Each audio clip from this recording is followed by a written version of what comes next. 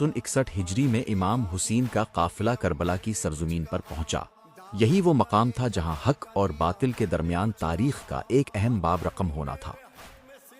روایات کے مطابق امام حسین نے اس جگہ کے بارے میں دریافت فرمایا، اور جب انہیں بتایا گیا کہ اس کا نام کربلا ہے تو آپ نے وہیں قیام فرمایا۔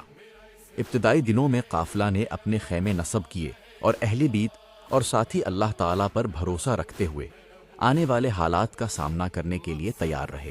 دوسری جانب مخالف لشکر کی تعداد بڑھتی جا رہی تھی، مگر امام حسین نے ہر ممکن کوشش کی کہ معاملہ امن اور حکمت کے ساتھ حل ہو جائے۔ آپ نے گفتگو اور نصیحت کے ذریعے حق کا پیغام پہنچایا۔ کربلا کے ابتدائی دن ہمیں یہ سکھاتے ہیں کہ ایک سچا مومن مشکل حالات میں بھی صبر، حکمت اور اللہ پر توکل کا دامن نہیں چھوڑتا۔ کربلا کی سرزمین پر صرف خیمے نہیں لگے تھے، بلکہ صبر، وفا اور قربانی کی وہ بنیاد رکھی گئی جس کی